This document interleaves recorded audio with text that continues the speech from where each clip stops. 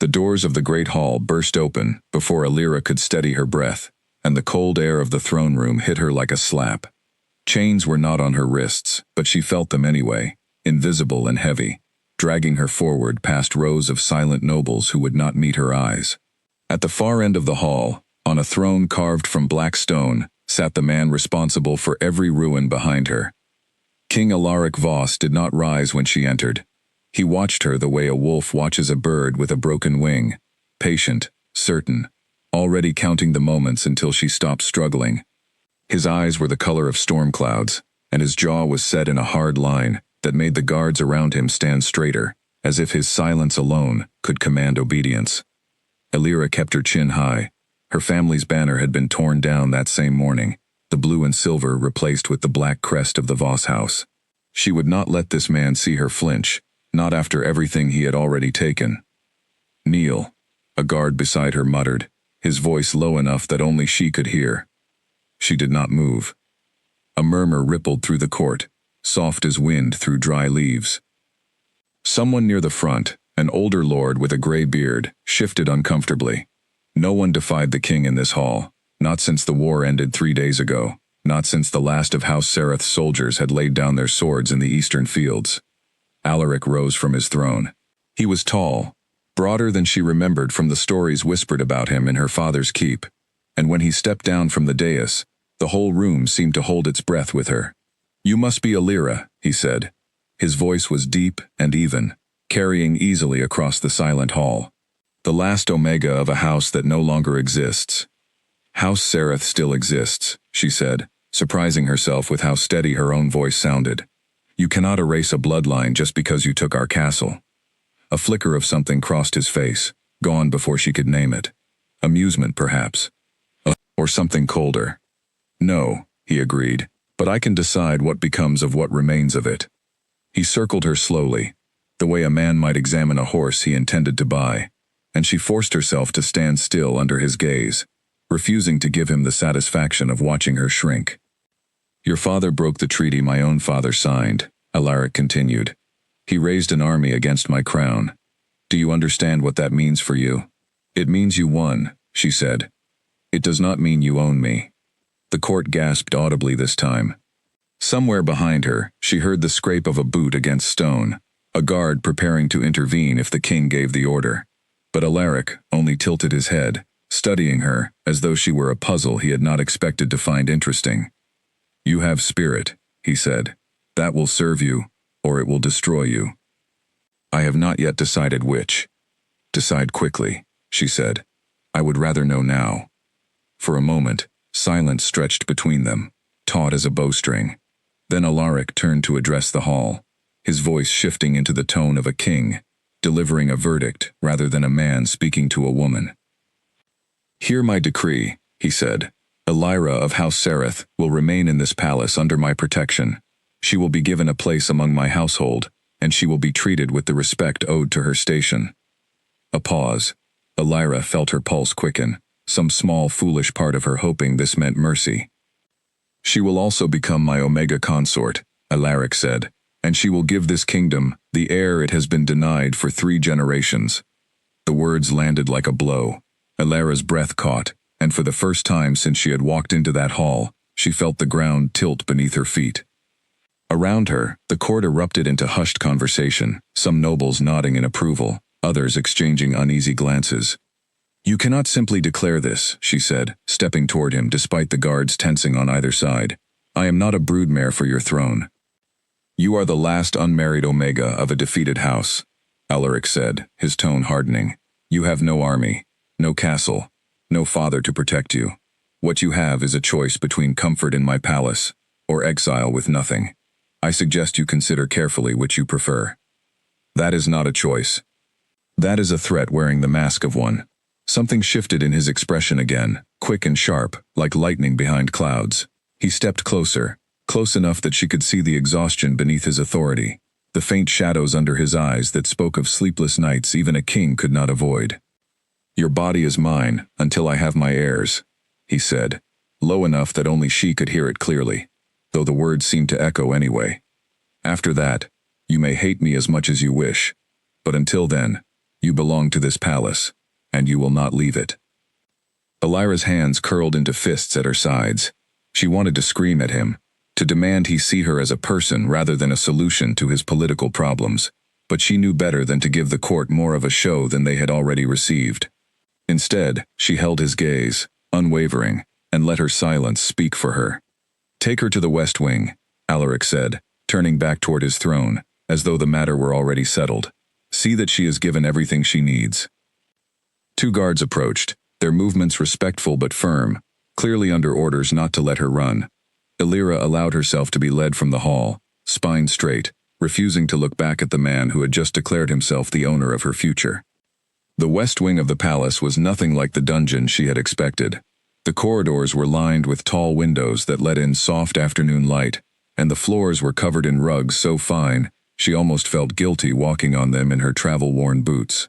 A guard opened a heavy door at the end of the hall, revealing a chamber larger than her entire bedroom back home, with a canopy bed draped in pale blue silk and a balcony that overlooked gardens she had only heard about in stories.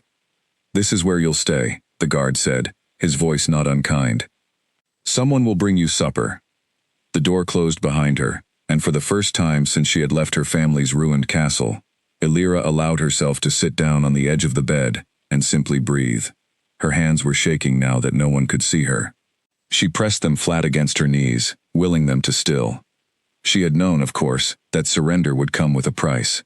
Her father had died believing his rebellion would restore what King Alaric's father had stolen from their lands. Her brothers had fallen in the eastern fields, their bodies left where they lay, because the victors did not grant burial to traitors, and now she was expected to give the crown she despised an heir, to let the man responsible for her family's ruin claim her future as easily as he had claimed her family's castle. She would not let it happen, not without a fight. A soft knock interrupted her thoughts. Before she could answer, the door opened, and a young woman entered carrying a tray of food and a stack of folded linens. She had warm brown eyes and dark hair pulled back in a simple braid, and she offered Elira a small, hesitant smile. My name is Mira, the woman said, setting the tray down on a table near the window. I work in the healing wing, but I was asked to help you settle in tonight. I thought you might want something to eat. Elira eyed the tray warily. Are you here to spy on me for the king? Mira's smile faltered, but she did not look offended. I understand why you'd think that. Everyone in this palace answers to someone. But I promise you, my only task tonight is to make sure you're not hungry and not alone.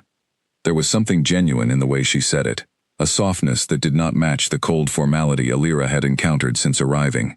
She allowed herself to relax, just slightly, and gestured for Mira to sit. Is it true, Elira asked, what he said in the hall, that I'm to be his consort? Mira hesitated before answering. It's what the council has been pushing for since the war ended. The kingdom has been unstable for years, ever since the old king failed to secure an heir before he died. There are lords who would use any excuse to challenge King Alaric's claim to the throne. So I'm not a person to him, Elira said quietly. I'm a solution to a political problem. Maybe that's how it started, Mira said. But you spoke to him the way no one else in that hall dared to speak. I don't think he expected that. Elira studied the healer's face, searching for any sign of deception, but found none. Why does that matter? Because men like him are rarely challenged, Mira said. Everyone bows, everyone obeys. You didn't. That will stay with him longer than you think. Elira wanted to dismiss the comment, but something in her chest tightened at the thought of the king's stormy eyes studying her in the hall, the flicker of surprise she had seen cross his features when she refused to kneel. She pushed the thought away. It did not matter what he felt. It only mattered what he intended to do. I won't stay here quietly, Elira said. I won't let him use me to secure his throne, while my family's blood is still fresh on the ground he took from us. Mira's expression turned solemn. I understand your anger. Truly, I do. But be careful how you carry it. The walls of this palace have ears, and not all of them are loyal to kindness. The warning settled over Elira like a shadow. She thought of the guards stationed outside her door, the nobles who had watched her arrival with calculating eyes, the king himself, who had spoken of owning her body as though it were no different than owning a piece of land. She was surrounded, and she knew it. But surrounded did not mean defeated. Thank you for the food, Elira said finally. and for the honesty." Mira nodded and rose to leave, pausing at the door. "If you ever need someone to talk to, I'm not far. The healing wing is just past the eastern courtyard." After she left, Elira moved to the balcony and looked out over the gardens below, vast and green and utterly unfamiliar. Somewhere beyond those walls lay the remains of her family's castle, the graves of her father and brothers, the ashes of everything she had once called home. And here she stood, in a gilded room she had not chosen, bound to a man who saw her as nothing more than a means to secure his crown. She thought of his words again, the low, certain way he had spoken them in the hall. "Your body is mine, until I have my heirs." The arrogance of it should have made her furious, and it did, but beneath the fury was something else, something she refused to name, a question. What kind of man says such a thing, and means it as fact rather than cruelty? She did not know the answer yet. But she intended to find out, even if it meant surviving in this gilded cage long enough to discover the truth behind the crown that had stolen everything from her. Night fell over the palace, and Elira lay awake in the unfamiliar bed, staring at the canopy above her, listening to the distant sound of guards changing posts outside her door. Somewhere in this same palace, the king who claimed to own her future was likely sleeping soundly, secure in his victory, certain that her defiance would fade with time. She closed her eyes and made herself a silent promise. She would learn this place, learn its secrets, learn the man who ruled it. And when the moment came, she would decide her own fate, no matter what decree he had spoken in front of his court. The war might have ended in the eastern fields, but for Elira Sereth, a new battle had only just begun, one fought not with swords, but with will, patience, and the quiet fire that no crown could ever fully extinguish. Morning arrived with a knock sharp enough to make Elira sit upright, heart pounding before she even opened her eyes. Sunlight streamed through the tall windows, and for a moment she forgot where she was, until the unfamiliar silk sheets and the scent of lavender oil reminded her all at once. "Enter," she said, though no one had asked her permission to knock in the first place. The door opened to reveal not a guard, but General Draven, a tall man with a scar running from his left ear to his jaw and eyes that missed nothing. He wore the black and silver of the king's personal guard, and his presence alone filled the room with a tension Elira did not like. "The king requests your presence in the council chamber," Draven said, his voice flat and businesslike. "You have 1 hour to prepare." "And if I refuse?" Draven's expression did not change. "Then I will carry you there myself, and you will still be dressed by his household staff regardless of your preference. I would advise the first option." Elira clenched her jaw but said nothing further. She had learned enough in one night to know that fighting every battle would exhaust her before she found the ones worth winning. She let the servants dress her in a gown of deep green, simple compared to the elaborate court dresses she had glimpsed in the halls, and allowed herself to be led toward the council chamber, with Draven walking silently behind her. The chamber was smaller than the throne room but no less imposing, with a long table surrounded by a dozen advisors, all men, all watching her enter with expressions ranging from curiosity to open disapproval. At the head of the table sat Alaric, his crown absent this morning, his dark hair slightly disheveled, as though he had been running his hands through it in frustration before she arrived. "Sit," he said, gesturing to an empty chair near the far end of the table. Elira remained standing. "I would rather know why I'm here, before I decide whether to stay." A ripple of disapproval passed through the advisors, but Alaric only leaned back in his chair, studying her with something close to reluctant respect. "The council believes the bonding ceremony should take place within the month," he said. "They fear delay will invite challenges to my claim from the northern houses." "And what do you believe?" Elira asked. The question seemed to catch him off guard. For a moment, his advisors shifted uncomfortably, unused to hearing anyone question the king's private thoughts in open council. "I believe," Alaric said slowly, "that a forced bond serves no one, least of all an heir, born from resentment rather than partnership." One of the older lords, a thin man with sharp eyes, named Lord Cassian, cleared his throat. "With respect, your majesty, sentiment is a luxury the crown cannot afford. The Sereth girl was raised in a house that rebelled against you. The sooner the bond is sealed, the sooner these doubts are silenced." "I am not a luxury item to be scheduled into your political calendar," Elira said sharply, and the room fell silent.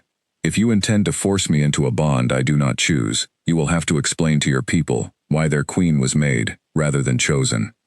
Alaric's eyes met hers across the table, something unreadable passing between them. She raises a fair point, he said finally, and the room's tension thickened.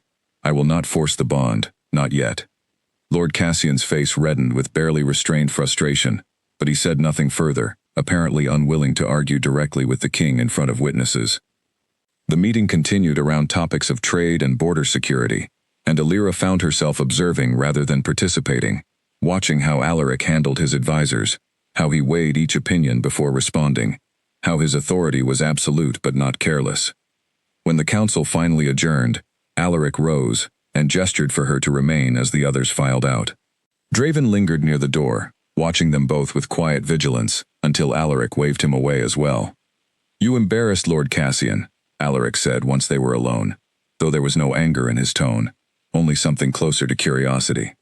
He deserved it, Alira said. He speaks of me as though I'm a treaty to be signed, rather than a person with a voice. Most in this court would agree with him, Alaric said. You should be careful how many enemies you make in your first days here.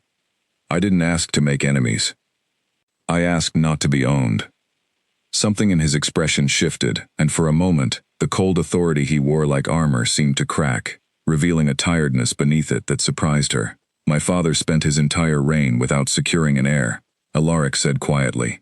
When he died, 3 houses rose up within a year, each believing they had a stronger claim than mine. I fought a war I did not want, against people I once considered allies, all because the throne was left vulnerable. I do not intend to leave the same weakness behind me. So this is about fear, Alira said. Not duty. Call it what you like, he said, his voice hardening again. The result is the same. This kingdom needs stability, and stability requires an heir with unquestionable legitimacy. And I am simply the most convenient source of that legitimacy, Alira said. Since you've already conquered my family's lands. Alaric was quiet for a long moment, his eyes searching her face, as though looking for something he could not quite name. You are not what I expected, he said finally. What did you expect?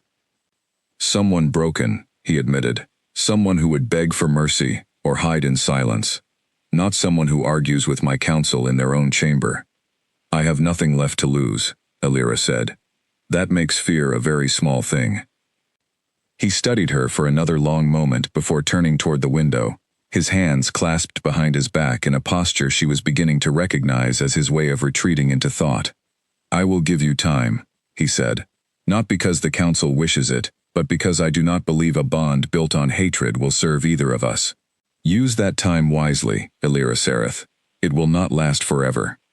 She left the council chamber with her heart pounding, uncertain whether she had won a small victory or simply been granted a longer leash before the inevitable pull returned. Either way, she understood one thing clearly now. The king who had declared her body his was not the simple tyrant she had expected, and that complexity frightened her more than his cruelty ever could have. The letter was barely 3 lines long, written in haste on a scrap of parchment Alira had torn from the back of a ledger she found in her chamber, but it felt heavier in her hands than any sword. She folded it twice, pressed it flat against her palm, and slipped it beneath the sleeve of her gown, before stepping out into the corridor. 3 days had passed since the council meeting, 3 days of learning the rhythms of the palace, memorizing which guards changed shifts at dawn, and which patrolled the gardens after dusk.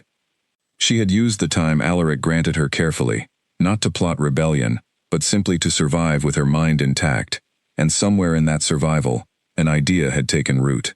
If any of her father's loyalists remained free in the countryside, they deserved to know she still lived. They deserved to know the Sereth name had not died with her father and brothers. The corridor outside her chamber was empty at this hour, the guards having just changed posts, leaving a narrow window before the new ones settled into their routine. Alira moved quickly, her soft slippers silent against the stone floor, following the path Mira had once described toward the servants' passage that led out through the eastern courtyard. She had almost reached the passage when a voice stopped her cold. Lost, Lady Sereth? General Draven stepped out from a shadowed alcove, his arms crossed, his expression unreadable in the dim torchlight. Alira's pulse spiked, but she forced her voice to remain steady. I couldn't sleep, she said. I wanted air. The gardens are in the opposite direction, Draven said. This passage leads to the stables and the outer gate. I must have taken a wrong turn. Draven's eyes flicked down to her sleeve, where the edge of the folded parchment was just barely visible against the fabric. Illyra's stomach dropped, but she kept her expression carefully neutral, refusing to give him the satisfaction of watching her panic. Show me your hands, Draven said quietly. For a long moment, she considered refusing, considered running, but the passage behind her led nowhere she could escape to, without a horse, and a head start she did not have. Slowly, she withdrew the folded parchment and held it out. Draven took it without comment, unfolding it and reading the few short lines by torchlight. His expression did not change, but something in his posture grew heavier, more resigned. Loyalists in the Eastern Hills, he said, asking them to know you're alive, nothing more. You've read it, there's no plot, no call to arms, just the truth. The king will not see it that way, Draven said. Attempting to contact remnants of a defeated rebellion, regardless of intent, will be seen as treason by anyone in this court, looking for a reason to move against you. Then don't tell him, Illyra said, hating how close to pleading her voice sounded. Draven studied her for a long moment, and something almost like sympathy passed behind his sharp eyes. I serve the king, he said, not you. But I have also served this crown long enough to know that cruelty for its own sake weakens a kingdom rather than strengthens it. He folded the parchment and tucked it into his coat. I will destroy this, he said, and I will not report what I found tonight. But you will not attempt this again, Lady Sereth. Not because I am merciful, but because the next guard who finds you may not share my restraint, and the consequences would fall on people who cannot afford them. Your loyalists in the hills would suffer far more than you would. The warning landed harder than any threat could have. Illyra thought of the families who had once served her father, farmers and soldiers alike, people who had already lost so much in the war. She had not considered, in her desperation to reach them, what discovery might cost people who had no power to protect themselves. Thank you, she said quietly, the words feeling strange in her mouth after days of viewing every person in this palace as an enemy. Draven said nothing further, only gestured for her to return to her chamber, walking a few paces behind her the entire way, as though escorting a prisoner rather than a guest. When they reached her door, he paused. The king is not as simple as you believe him to be, Draven said, nor as simple as his enemies believe him to be. Watch him carefully before you decide what kind of man you are dealing with. He left before she could respond, and Illyra closed the door behind her, leaning against it as her heart finally began to slow. She had failed in her attempt, and worse, she had learned just how closely she was watched, how little privacy this gilded chamber actually afforded her. The following morning, a new guard was posted directly outside her door, and Illyra understood without being told that word had somehow reached the king, regardless of Draven's promise. She did not have to wait long to confirm it. Alaric appeared at her chamber that evening, dismissing the guards with a single gesture, before stepping inside and closing the door behind him. He looked tired, the shadows under his eyes deeper than she remembered from their last meeting, and his presence filled the room in a way that made her acutely aware of how small the space actually was. Draven told me, he said without preamble, not the details, only that you attempted to send word beyond these walls. Illyra lifted her chin, refusing to apologize for something she did not regret. I wanted my father's people to know I was alive. That is all. And if that letter had fallen into the wrong hands, Alaric asked. If a lord looking for an excuse to challenge my throne had found evidence that you were rallying loyalists from within my own palace. There was no rallying, only truth. Truth is a dangerous currency in this court, Alaric said, stepping closer. You do not yet understand how quickly it can be twisted into something else entirely. Then teach me, Illyra said, surprising herself with the challenge in her own voice. If you truly want an heir born of partnership rather than resentment, as you claimed in the council chamber, then stop treating me like a threat to be contained, and start treating me like someone who might actually be worth trusting. Alaric was quiet for a long moment, his stormy eyes searching her face with an intensity that made her breath catch despite herself. Trust is not something I give freely, he said finally. Not after the war your family started. And yet you didn't punish me for tonight. Alira said. You could have. You had every reason to. But you're standing here talking, instead of ordering guards to drag me before your council. Something shifted in his expression, a flicker of surprise, as though her observation had caught him off guard. Perhaps I am tired of ruling through fear alone, he admitted quietly. My father ruled that way, and it nearly destroyed this kingdom. Then give me a reason to believe you're different, Alira said. Not with words, with actions. Alaric studied her for a long moment before nodding slowly. There is a garden on the northern side of the palace, he said. Fewer guards, more privacy. I will have you move there tomorrow, with permission to walk freely within its walls, unescorted. Alira blinked, caught off guard by the sudden concession. Because a caged bird that trusts its cage will never try to fly, Alaric said, and I would rather earn your loyalty than force your obedience. He left, without waiting for her response, and Alira stood alone in her chamber, long after the door closed, turning his words over in her mind. She did not trust him, not fully, not after everything his family had taken from hers. But for the first time since arriving at this palace, she began to wonder if the war between them might not be as simple as conqueror, and conquered after all. The northern garden was quieter than Alira had imagined, walled on 3 sides by climbing vines heavy with white flowers. The 4th side opened to a view of distant mountains that reminded her, painfully, of the hills surrounding her family's lost castle. She had spent 3 mornings here now, walking the stone paths alone, and for the first time since her arrival, she felt something close to peace settle into her chest. She did not expect to find Alaric there on the 4th morning, seated on a low bench beneath the flowering vines, a stack of papers balanced on his knee, his crown absent, his sleeves rolled to his elbows as though he had been working since before dawn. You look surprised, he said without looking up. I didn't expect to share the one place in this palace that felt like mine, Alira admitted. It was my mother's garden, Alaric said, setting the papers aside. She died when I was young. My father never came here after that. I suppose I never stopped either. Something in his voice, quiet and unguarded, made Alira pause. She had not considered, until now, that the man who spoke of owning her future had also lost people he loved, that grief might live beneath his crown, the same way it lived beneath her own defiance. I'm sorry, she said, and meant it. Alaric studied her for a moment, as though weighing whether her sympathy was genuine. You did not come here to offer condolences, he said finally. Sit, if you'd like. I won't intrude on your mourning further than this. She hesitated, then lowered herself onto the opposite end of the bench, keeping careful distance between them.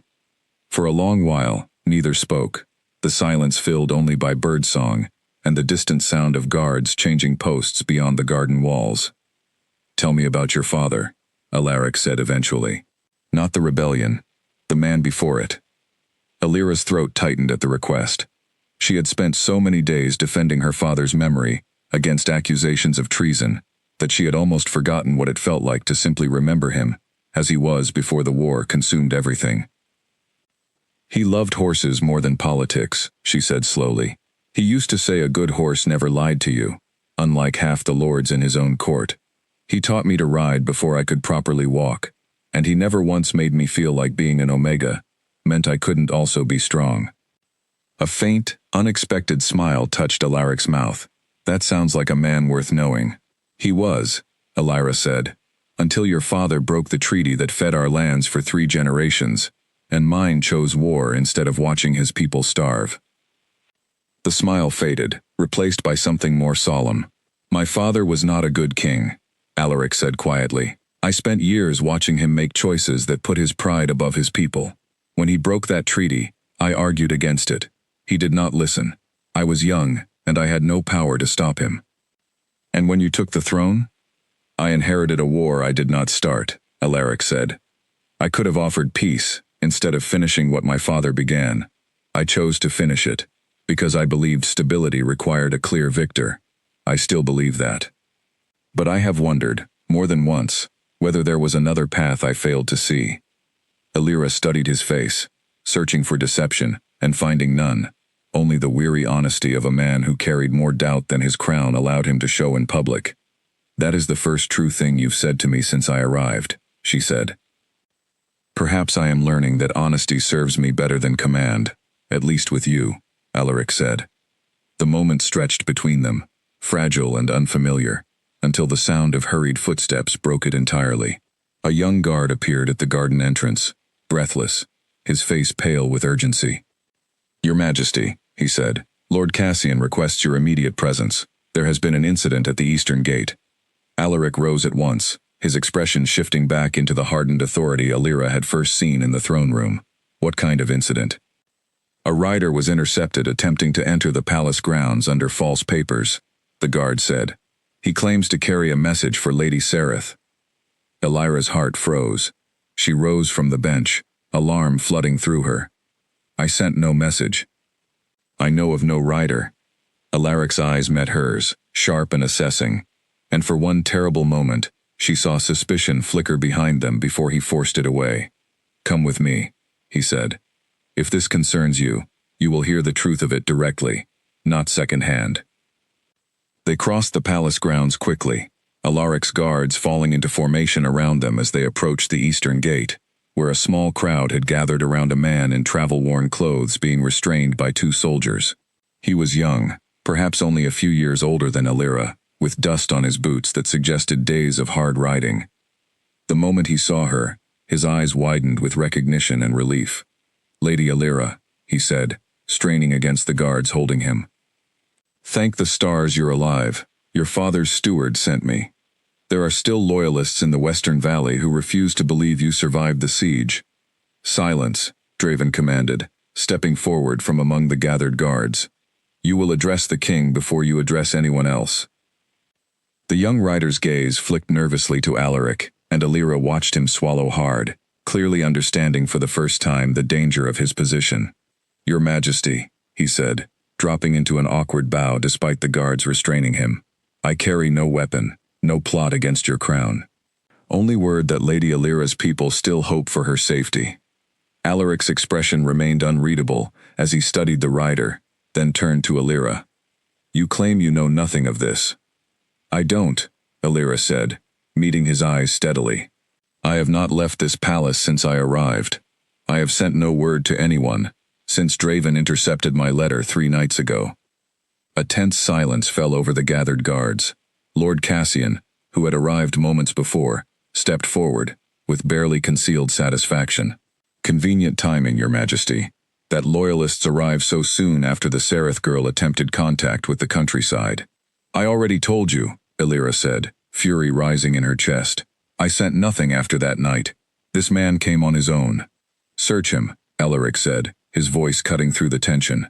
The guards complied, finding nothing more dangerous than a worn traveling pack containing bread, a water skin, and a single folded letter, addressed not to Alira, but to the palace steward, requesting confirmation of her survival on behalf of families who had once served House Sereth. Alaric read the letter himself, his jaw tightening as he processed its contents. When he finally looked up, his gaze settled not on the rider, but on Lord Cassian. "This man came seeking confirmation. Nothing more," Alaric said. "There is no plot here, only grief and uncertainty from people who lost everything in a war they did not choose. Your Majesty, surely you cannot simply—" "I can," Alaric said, his tone leaving no room for further argument. "Release him. Give him food for his journey home, and let him carry word that Lady Sereth lives, under my protection, and that her family's former subjects need not fear reprisal for their loyalty to their former lord." The rider stared at Alaric in stunned disbelief, before stammering his gratitude and being led away by guards who no longer restrained him.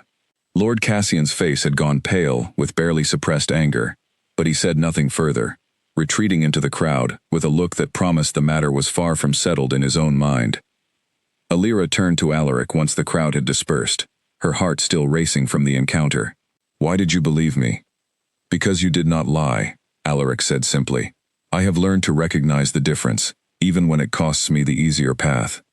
"Lord Cassian will not forget this," Alira warned. "No," Alaric agreed, "he will not. But some battles are worth the enemies they create." He held her gaze a moment longer than necessary, before turning back toward the palace, leaving Alira standing at the gate with a strange, unfamiliar warmth blooming in her chest. one she did not yet know how to name, and was not entirely certain she wanted to. The healing wing smelled of dried herbs and beeswax candles, and Alira found herself drawn there more often as the weeks passed, not out of injury, but because Mira's company had become one of the few places in the palace where she did not feel watched.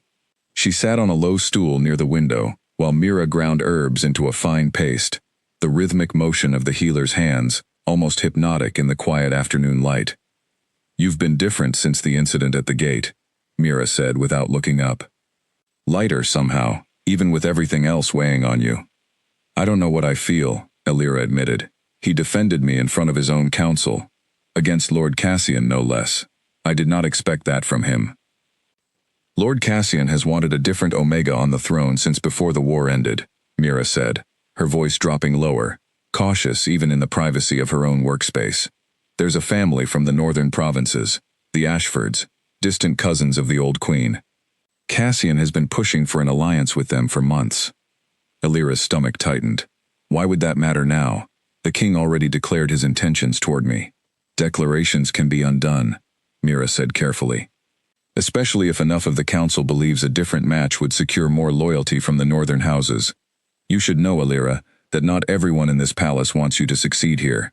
Some would prefer you fail, quietly, so the king has an excuse to look elsewhere." The words settled over Alira like a cold weight. She had been so consumed by her own resistance to the bond, by her own grief and fury toward the crown that had taken her family's lands, that she had not fully considered the political currents moving beneath the surface of the court, currents that had nothing to do with what she wanted, and everything to do with what powerful men believed would serve them best. "What happens to me if the council succeeds?" she asked quietly. "If they convince him to choose someone else?" Mira's expression softened with something close to pity. "I don't know," she admitted, "but I doubt it would be kind. A discarded Omega from a defeated house has few protections, Alira, regardless of how well the king treats you now." The warning lingered in Alira's mind long after she left the healing wing that evening, walking the palace corridors with a new wariness she had not felt since her first days here. She had spent weeks resenting the bond forced upon her, and now, for the first time, she found herself confronting the possibility that losing the king's favor might be far more dangerous than keeping it. She found Alaric in his private study late that night, hunched over a map of the kingdom's northern borders, candlelight casting deep shadows across his tired face. He looked up when she entered, surprise flickering across his features at the unannounced visit. "Is something wrong?" he asked, setting down the quill in his hand. "I need to know something," Alira said, closing the door behind her. "Is it true that Lord Cassian wants you to choose the Ashford family instead of me?" Alaric's jaw tightened, and for a moment, he said nothing, which told her more than any answer could have. "Their lands border the northern provinces that have grown restless since my father's reign. He believes an alliance there would secure loyalty I currently lack." "And what do you believe?" Alira asked, echoing the question she had once posed in the council chamber. "I believe political marriages built purely on strategic advantage rarely produce the stability they promise," Alaric said. "I have watched enough of them fail among the lords of this kingdom to know that resentment breeds within walls just as easily as loyalty does." "That's not an answer to my question," Alira pressed. "Do you intend to honor your declaration, or does Lord Cassian's influence carry more weight than your own word?" Something flashed in his stormy eyes, sharp enough that Alira almost regretted the challenge in her voice. He rose from his desk, crossing the small distance between them, until he stood close enough that she had to tilt her head to hold his gaze. "I do not break my word," Alaric said, his voice low and firm. "Not to my council, and not to you. Whatever else you believe of me, believe that." "Then why have you not silenced this talk among your own advisors?" Alira asked. "Why let Cassian continue pushing for a match you claim you don't intend to make? Because a king who silences every dissenting voice becomes the very tyrant my father was," Alaric said. "Cassian is wrong about many things, but he is not disloyal to this kingdom, only misguided in how he believes it should be served. I would rather persuade him than crush him." Alira studied his face, searching for the deception she had expected to find, and coming up empty once again. There was something disarming about the steadiness in his voice, the way he spoke of principle even when cruelty would have been simpler, and she found herself, against every instinct honed by weeks of grief and resistance, beginning to believe him. "I am afraid," she admitted quietly, the words slipping free before she could stop them. "Not of you.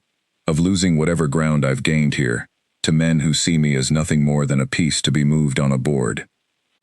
Something shifted in Alaric's expression, the hard authority softening into something gentler, almost protective. "You will not lose that ground," he said. "Not while I hold this throne." "That is not the same as safety," Elira said. "Thrones fall. Kings die. What protection do I have beyond your word, Alaric?" It was the first time she had used his name without title, and the change did not go unnoticed. He was quiet for a long moment, studying her with an intensity that made her breath catch in her throat. "None," he admitted finally. "Not yet. But I intend to change that." "How?" "By making certain the bond between us, when it comes, is not simply a political arrangement that can be dissolved by a council vote," Alaric said, "but something neither Cassian nor any lord in this kingdom could ever unmake." The weight of his words hung between them, heavier than any decree spoken in the throne room, and Elira found herself unable to look away from the raw honesty in his eyes. She did not know, in that moment, whether the fear tightening her chest came from the danger surrounding her, or from the terrifying possibility that she was beginning to want the very future she had once sworn to resist. "I should return to my chamber," she said finally, though she made no move toward the door. "You should," Alaric agreed, equally still. Neither of them moved for a long moment, the candlelight flickering between them, until the distant sound of footsteps in the corridor finally broke the spell. Elira stepped back first, drawing a shaky breath, and left the study without another word, her heart pounding in a way that had nothing to do with fear of the throne, and everything to do with fear of what she was beginning to feel for the man who sat upon it. The scream came from the great hall just as the evening feast reached its height, cutting through the music and laughter like a blade through silk. Elira had been seated near the far end of the long table, half listening to a conversation between two minor lords about grain shipments, when the sound of shattering glass and overturned chairs sent the entire hall into chaos. She rose instantly, scanning the room for the source of danger, and found it in an instant. A man in the livery of a palace servant had drawn a blade from beneath his robes, moving with terrifying speed toward the head of the table, where Alaric sat, momentarily distracted by a conversation with Draven, unaware of the threat closing in from his blind side. Elira did not think. She moved. Her body reacted before her mind could catch up, years of training with her father's old swordmaster, rising to the surface in a rush of instinct she had not called upon since the fall of her family's castle. She grabbed a heavy silver pitcher from the table beside her, and threw it with all her strength at the attacker's arm, just as he raised the blade toward Alaric's exposed back. The pitcher struck true, knocking the blade off course, and the attacker stumbled with a cry of pain and surprise. The distraction was enough. Draven spun, his own weapon drawn in a single fluid motion, and had the assassin subdued on the ground within seconds, guards flooding in from every corner of the hall to secure the chaos that had erupted around them. Alaric turned, breathing hard, his eyes wide with the realization of how close the blade had come.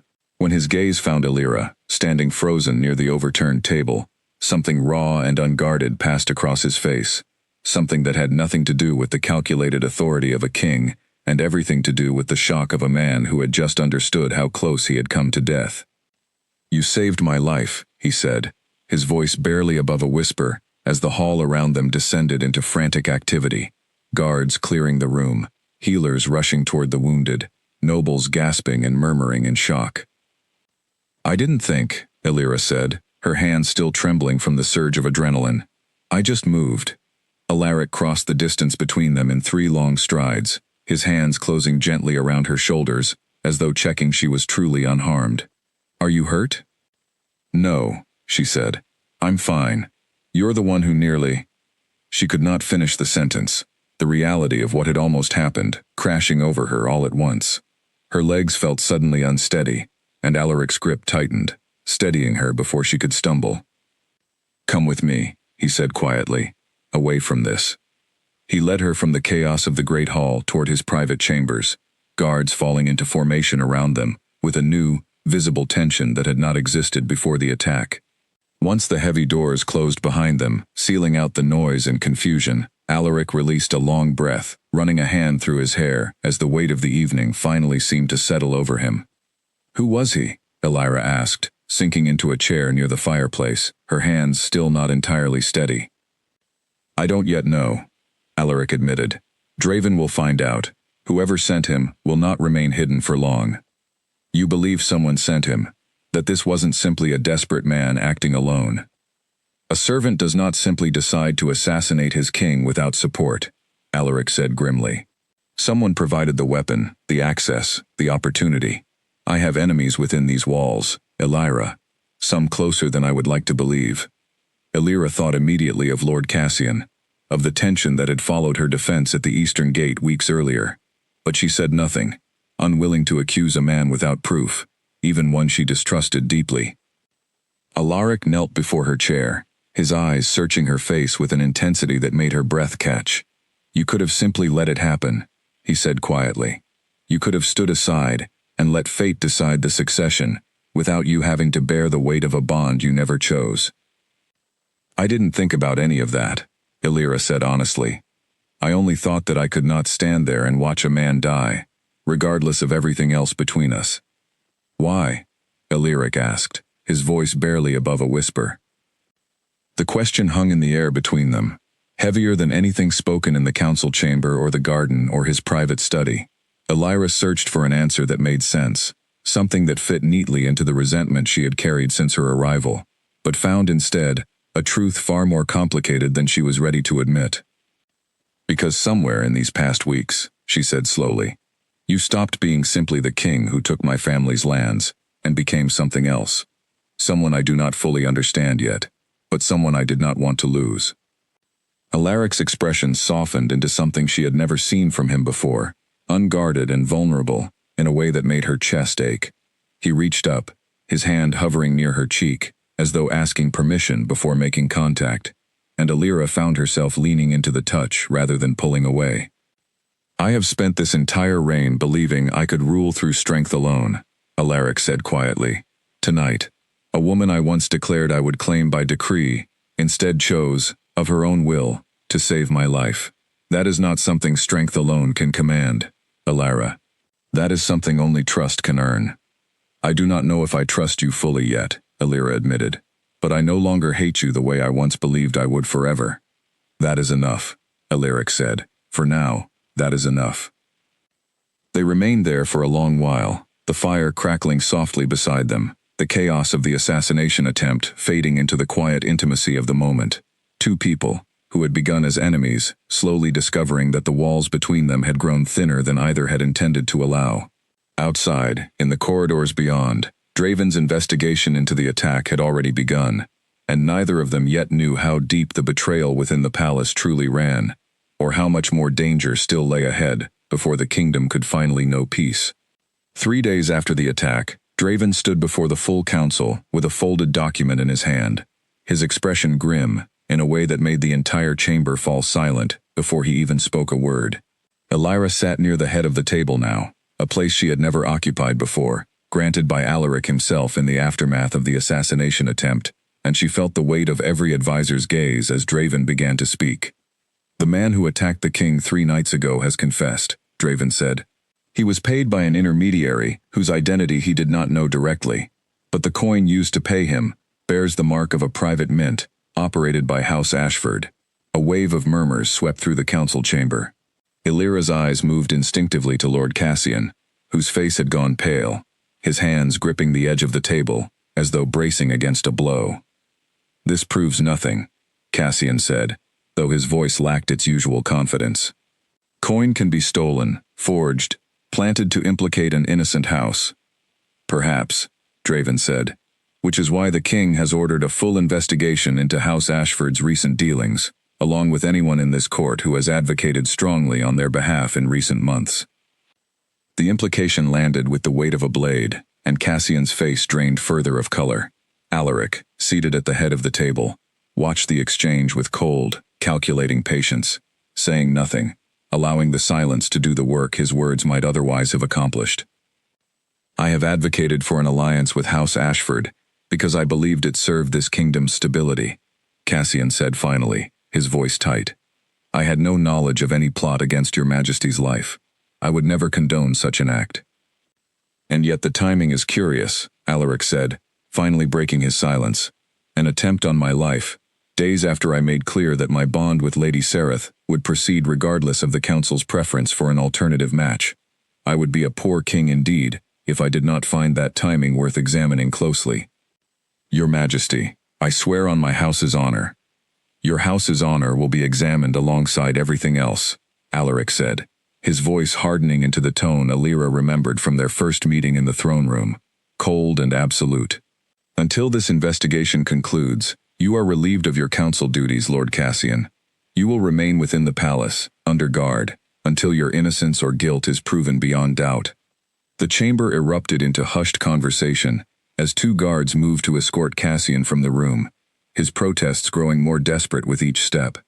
Alira watched the scene unfold, with a strange mixture of vindication and unease, aware that whatever justice awaited Cassian, the political consequences of accusing one of the kingdom's most powerful lords would ripple far beyond this chamber. Once the room had cleared, and only Alaric, Draven, and Alira remained, the tension in the chamber finally began to ease, replaced by an exhausted quiet that spoke of how much the past 3 days had cost each of them. "Do you truly believe he ordered it?" Alira asked once Draven had also departed to continue the investigation. "I believe he wanted the outcome my death would have provided," Alaric said. "Whether he ordered it directly, or simply created the conditions that allowed someone else to act, I cannot yet say, but I intend to find out. And if he's innocent of the direct act, but guilty of the ambition behind it, then he will face consequences appropriate to that guilt," Alaric said. "But I will not condemn a man on suspicion alone, regardless of how satisfying it might feel after everything this court has put you through."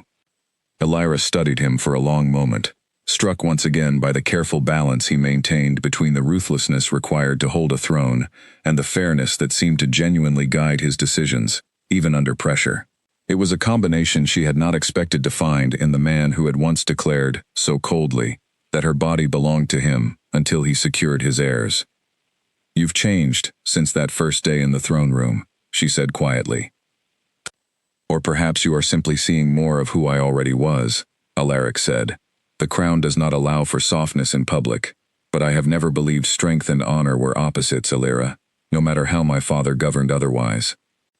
The council chamber's heavy doors remained closed around them, the weight of the day's revelations settling into the quiet space between them, and Alira found herself, not for the first time in recent weeks, reconsidering everything she had once believed certain about the man who now shared not just a throne, but increasingly, a fragile and unexpected trust with her. The old ledger sat open on the library table, its pages brittle with age, and Alira's hands trembled as she read the entry a second time, then a third, hoping the words might somehow rearrange themselves into something less devastating than what she had already understood on the first reading. She had come to the palace archives, searching for records of her family's original treaty, hoping to understand the full history behind the war that had destroyed everything she once knew. What she found instead was a detailed account, written in the careful hand of a royal scribe, describing how the old king, Alaric's father, had deliberately redirected the river waters that once fed House Sereth's farmland, diverting them toward crown lands to increase his own harvest yields during a season of drought, knowing full well the consequence would be famine for the Sereth territories. Her father had not rebelled out of ambition or pride, as the official histories claimed.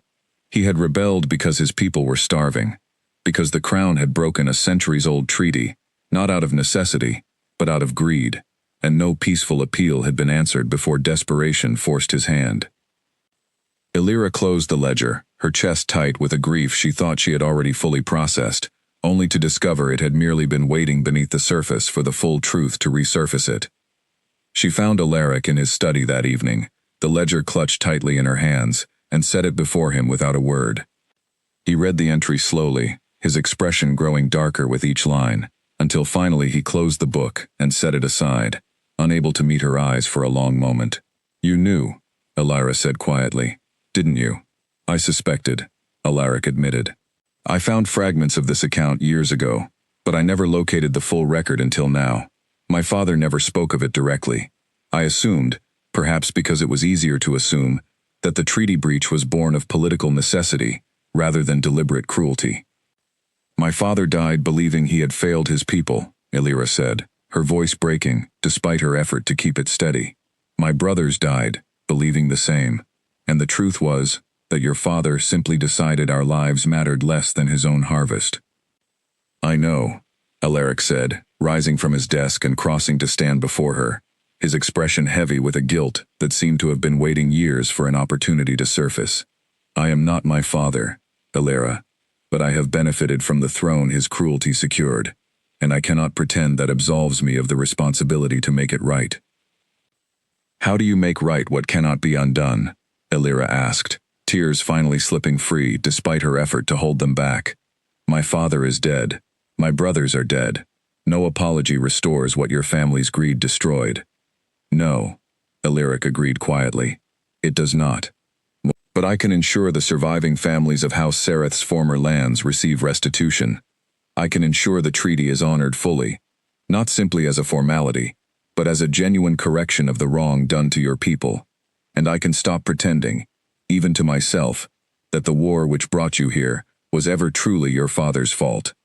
Illyra looked up at him, searching his face for any trace of the calculated politician she had first encountered in the throne room, and found instead only raw honesty, a man confronting the sins of his father with a willingness she had not expected from anyone wearing a crown. "Why tell me this now?" she asked. "You could have kept this hidden. I would never have found this ledger without searching for it myself." "Because you deserve the truth," Alaric said simply. "Whatever exists between us, whatever future the council or circumstance forces upon us, I will not build it on a foundation of lies, not after everything your family has already suffered because of mine."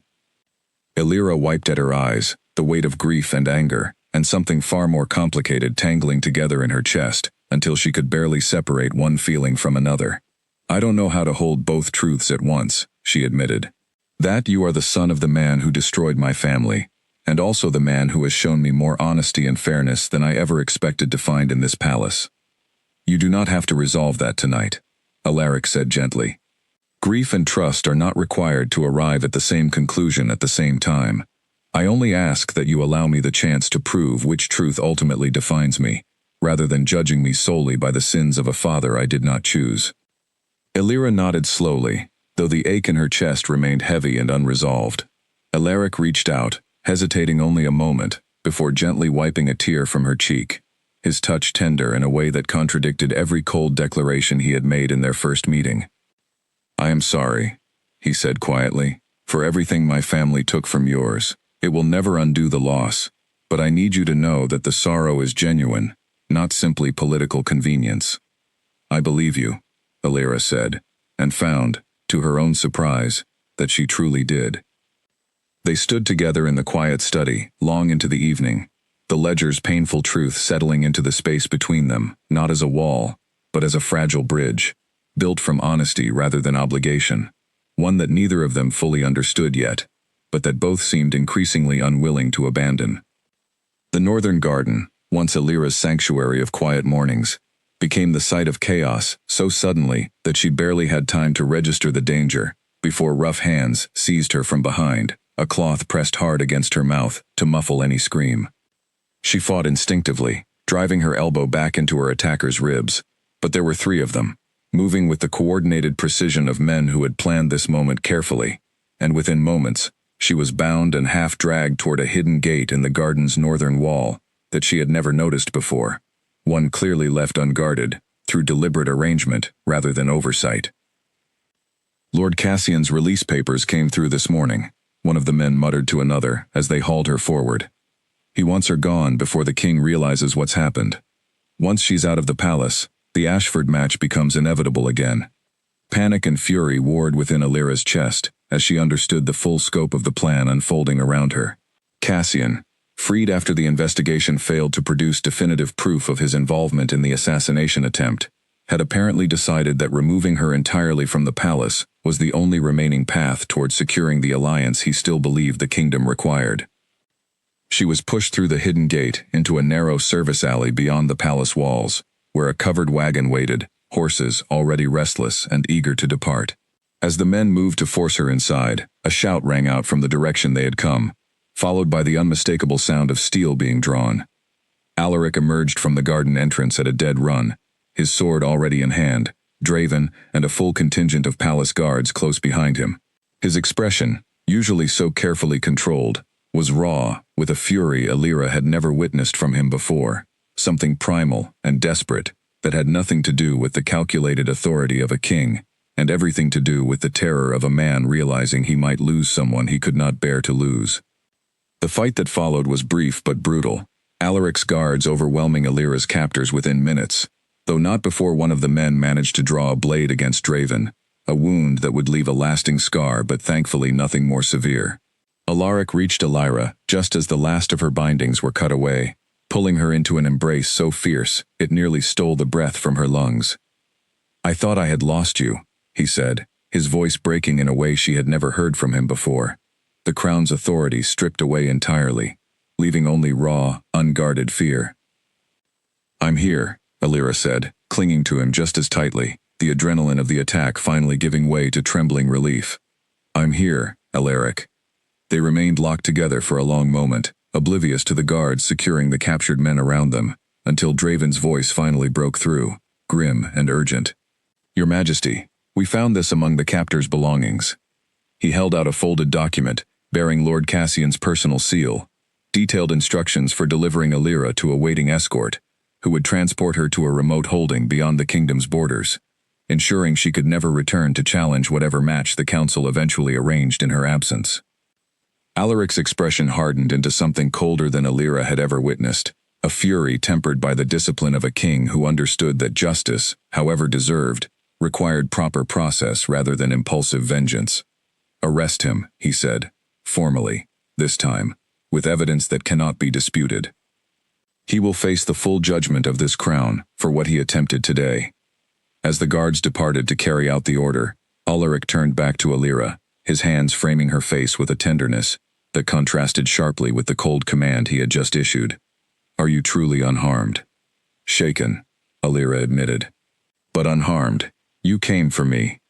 "I will always come for you," Alaric said, the words carrying a weight far beyond simple duty or political necessity. "Alira, I have spent these past weeks telling myself that whatever grows between us must wait for you to choose it freely, without the pressure of my crown or my council forcing your hand. But watching those men drag you from the garden today, I understood something I had been too cautious to admit even to myself." "What is that?" Alira asked softly. "That I do not want an heir born of political necessity," Alaric said. "I want a partner who chooses this future, because she believes in it, not because circumstance leaves her no other path. I want you, Alira, not as a solution to my council's demands, but because somewhere in these past weeks, you became the one person in this palace whose presence I cannot imagine living without." Alira felt the truth of his words settle over her, not as pressure or obligation, but as an invitation, freely offered, standing in stark contrast to the cold decree that had first bound them together in the throne room weeks earlier. She thought of everything that had passed between them since that first confrontation, the honesty in the garden, the truth of the ledger, the fierce protectiveness she had just witnessed in his desperate rescue, and found that the resentment she had once carried had transformed, slowly, and almost without her noticing, into something far warmer and far more dangerous to her heart. "I choose this," she said finally, the words feeling lighter and truer than any she had spoken since arriving at this palace, "not because your counsel demands it, and not because circumstance leaves me no other path. I choose you, Alaric, because somewhere between the throne room and this garden, you stopped being my captor and became someone I trust with far more than my safety." Alaric's expression broke into something Alira had never seen from him before, an unguarded joy that transformed his usually stern features into something almost boyish in its relief.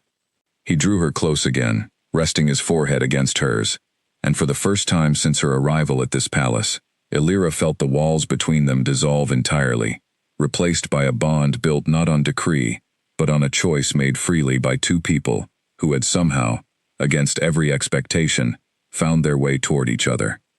Months later, the northern garden bloomed brighter than Alira had ever seen it, the climbing vines heavy with white flowers, as spring settled fully over the kingdom, and she pressed a hand gently against the gentle curve of her stomach as she walked the familiar stone paths, no longer alone, no longer watched by wary guards, but accompanied by a peace she had once believed impossible within these palace walls.